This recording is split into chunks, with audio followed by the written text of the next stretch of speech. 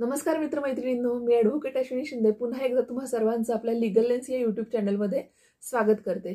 आज पुन्हा एकदा आपण एक महत्त्वाचा आणि संवेदनशील असा विषय घेणार आहोत, that is mutual consent divorce, ज्यालाच आपण सहमतीने घेतला जाणारा घटस्फोट असंही म्हणतो। जेव्हा लग्न होतं आणि दोन व्यक्ती एकत्रित राहायला लागतात, त्यांचं नातं हे कधी कधी टिकवणं सहज सोपं होत नाही आणि त्यांच्यामध्ये वाद कलह होत राहतात आणि मग ते एकमेकांच्या सहमतीने एकमेकांपासून वेगळं व्हायचं ठरवतात, तर त्यालाच आपण म्युच्युअल कन्सेंट डिवोर्स असं म्हणतो। हिंदू विवाह अधिनियम 1955च्या कलम 13(ब) अंतर्गत हा म्युच्युअल कन्सेंट डिवोर्स जो आहे तो घेतला जातो। याच्यासाठी काही अटी आहेत ते आपण पाहू।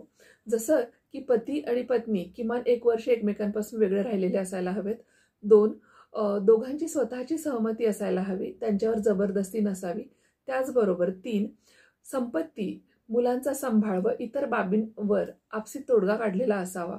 म्हणजेच काय, तर अर्ज केल्यानंतर 2 टप्प्यात प्रक्रिया करणं सहज सोपं होतं। जसं की पहिला मोशन दाखल केल्यानंतर 6 महिन्यांनी दुसरा मोशन जो आहे तो दाखल केला जातो। या काळात कोर्ट पाहतं की दोघे पुन्हा एकत्र येऊ शकतात का, आणि जर दोघांची संमती कायम राहिली तर कोर्ट अंतिम आदेश देतं आणि घटस्फोट मंजूर करतं।